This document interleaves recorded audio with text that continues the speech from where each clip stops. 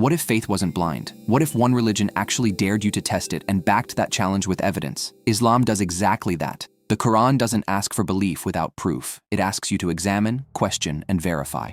So let's talk about proven facts from the Quran and authentic hadith that explain why millions conclude Islam is the truth. Let's start with a claim no other religious book dares to make.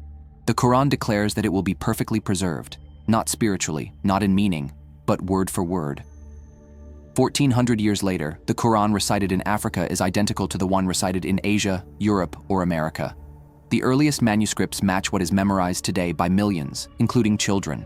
No versions, no revisions, no lost chapters. This isn't belief, it's documented history.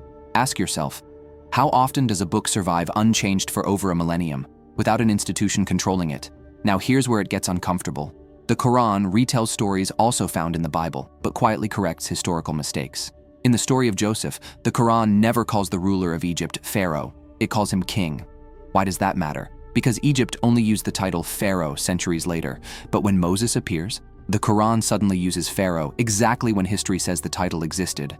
Prophet Muhammad, peace be upon him, was illiterate, living in the Arabian desert with no access to Egyptian hieroglyphs, yet the accuracy is flawless. That's not coincidence. That's knowledge beyond his time. Now ask yourself this.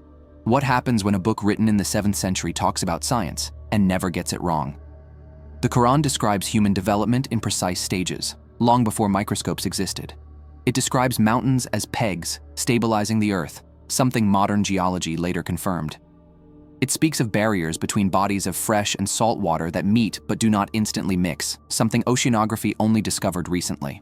The Quran isn't a science textbook, but when it touches science, it never contradicts reality. False books guess, but truth doesn't. Here's a challenge that's still unanswered. The Quran openly challenges humanity to produce one chapter like it, not in length, but in linguistic depth, structure, meaning, and impact.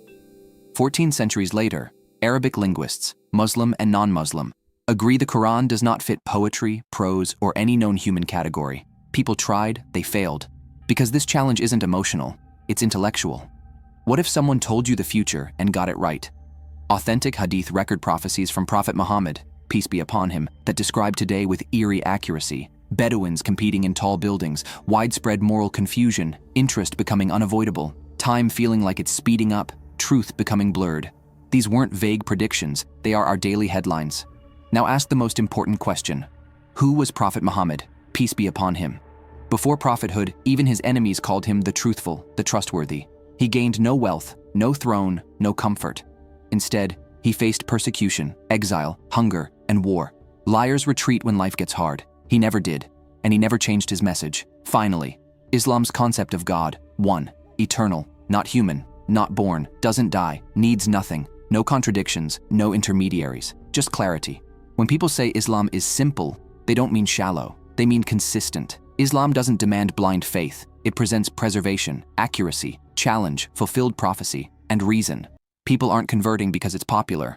Islam is popular because people keep discovering it's true. If you enjoyed this, leave a comment with your thoughts, like the video, and subscribe for more content like this.